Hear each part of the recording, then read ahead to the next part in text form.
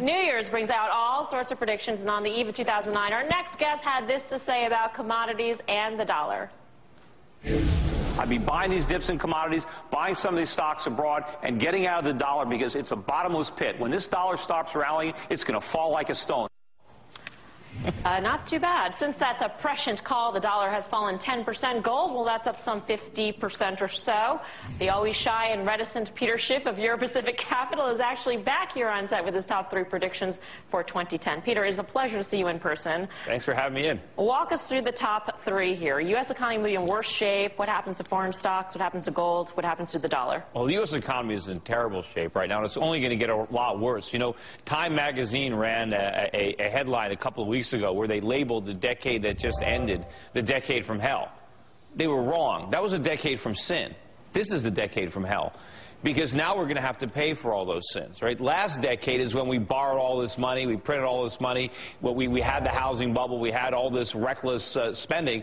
We're going to have to pay for it. The problem is we're still committing the sins, right? We still have interest rates that are too low. We're going deeper into debt. We're not allowing the economy to go through it. Peter, worse shape than what? In other words, you know, we've just had a great PMI number. We've had housing numbers that, in terms of the housing indices, that we're up off of, we're on multi-month highs. We're seeing labor, we're seeing jobless claims. We're maybe getting a positive print in December. It's all relative, but I mean, worse than what? Housing prices are still too high. The only reason they're not falling, which would be a good thing, is because the government is artificially propping them up. You have 0% interest rates. You have tax credits. You've got the Federal Reserve buying up mortgage paper. You've got 96% of the mortgages being guaranteed by the federal government. That is not a good thing. This is a huge problem. It's a Band-Aid. I mean, and it's about a stimulus to extend this. I mean, housing, whether it's too expensive or not, you're seeing the economy recover. No, you're not seeing the economy recover. What we're doing is we're going deeper into debt and we're spending money, but beneath the surface, the economy is not recovering. The economy is getting sicker. And that's why at the end of the year, you're going to see unemployment higher than it is today. You're going to see interest rates higher than they are today.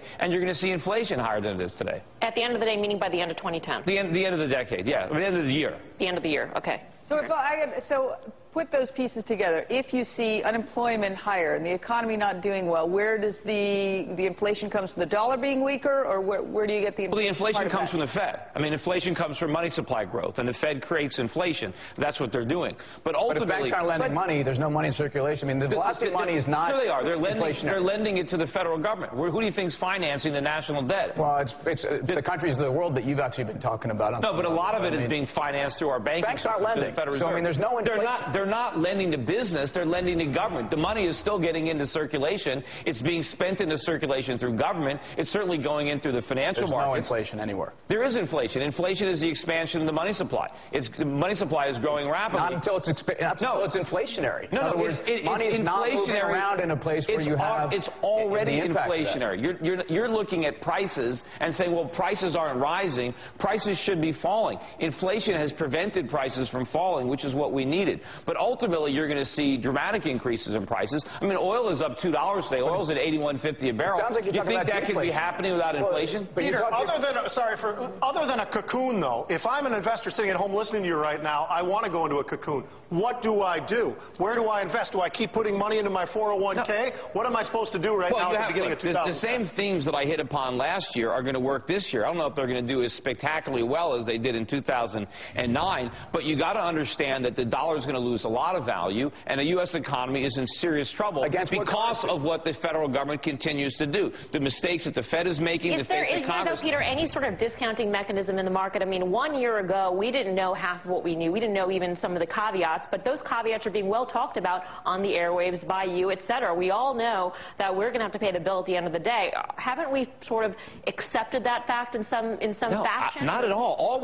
All we've done is set ourselves up for a much worse economic fall than the one we had, because the Fed has created a currency crisis that's coming. It might even hit in 2010, but it might hit in 2011. But when the dollar collapses, and it's not just going to go down 10%, I'm talking 50, 60, 70% or more decline in the value of the dollar. And it's going to send prices ballistic in the United States for consumer goods. It's going to send interest rates into the stratosphere. And if people think the economy is bad now, imagine how much worse it is when all the unemployed people, when you can't even buy anything with your unemployment checks because prices are so high. So, Pete, given your scenarios, which I don't disagree with entirely, but is there a short in retailers at some point? Is that a name or an area we would get specifically short? The worst place that you can invest money, if you're thinking about investing money, you don't want to be in any retailers in the United States. You don't want to be in the financials. You don't want to be in the areas of housing. Across the board, there's not even one that you like. No, because Americans are going to stop shopping. We're broke. We're done. Americans have to start saving. Unfortunately, they're not doing that yet because interest rates are still too low. Eventually, they're going to be a lot higher, and Americans are going to start saving.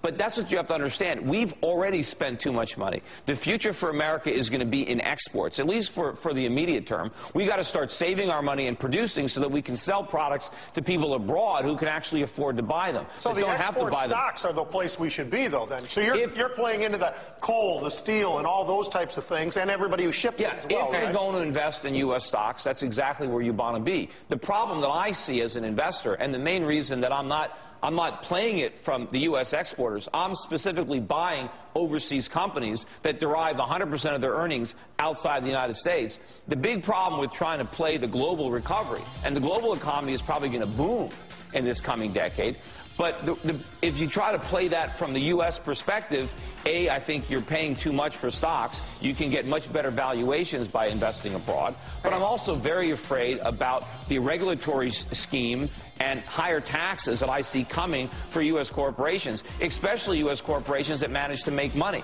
I can see windfalls profit taxes coming not just on oil companies, but all sorts of exporters as politicians try to vilify the companies who are earning profits and try to seize those profits, to try to, for the common good. Peter, gotta go. Always a pleasure. Thanks for the lively discussion, as always.